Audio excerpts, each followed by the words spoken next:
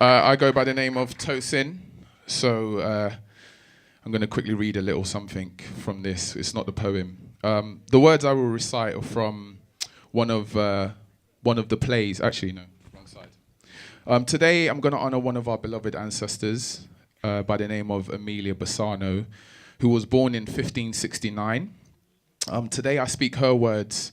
And before I do, I want to tell you a little something about her. So Amelia Bassano was an English teacher, and just like our very distinguished and beloved phenomenal sister Natalie, correlates the universal vibration to bring forth words that are astounding, powerful, and spellbinding.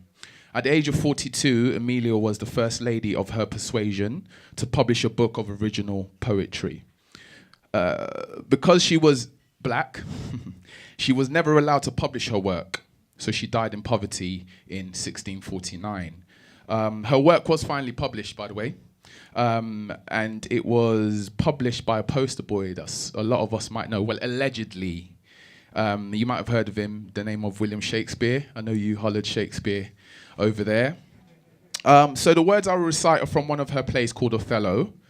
So please allow me to put it into context. Thank you. So Othello was a Moor who had been employed by the Venetian, the Cypriot government, to be a general in their war because they were fighting the Turks, basically. And Othello was renowned for his veracity, his intelligence, and his power, and had never lost a battle. But he finally did fall when he fell in love with Desdemona, who was the daughter of one of the Venetian lords.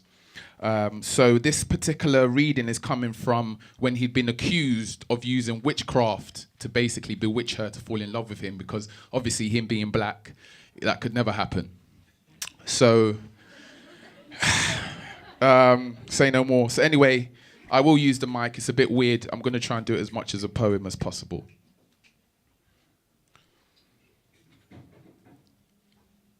Most potent, grave and reverend seniors, my very noble and approved good masters, that I have taken away this old man's daughter, 'tis most true, I have married her.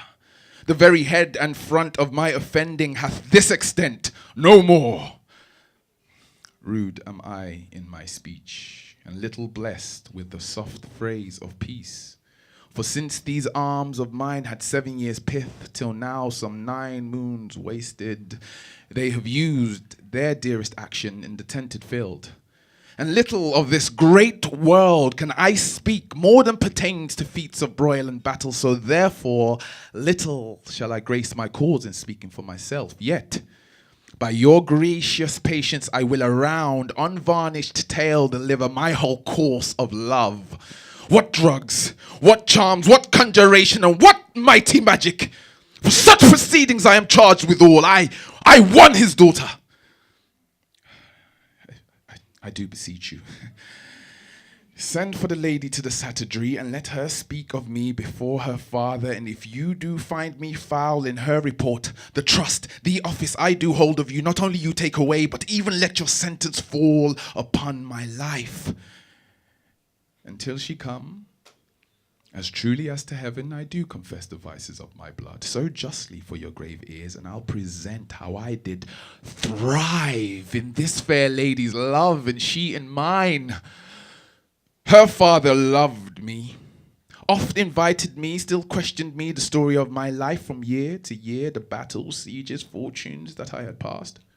I ran it through, even from my boyish days to the very moment that he bade me tell it, wherein I spake of most disastrous chances, of moving accidents by flood and field, by the hairline imminent scrapes and the deadly breach, of being taken by the insolent foe and sold to slavery, of my redemption thence and portents in my traveller's history, wherein of entries vast, deserts idle, rough quarries whose hills do touch heaven. It was my hint to speak.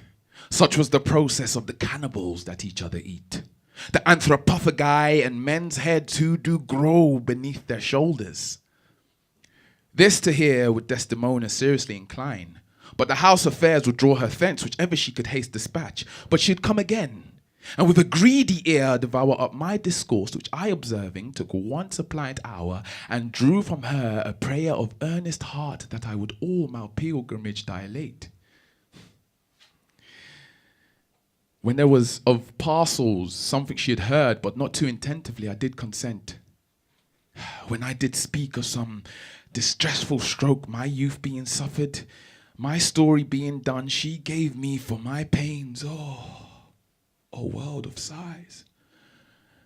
She swore in faith.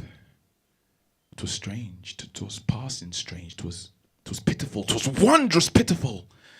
She wished she had not heard it, yet she wished that heaven had made her such a man.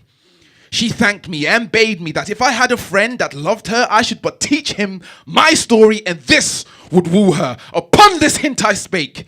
She loved me for the dangers I had passed, and I loved her that she did pity them. This only is the witchcraft I have used.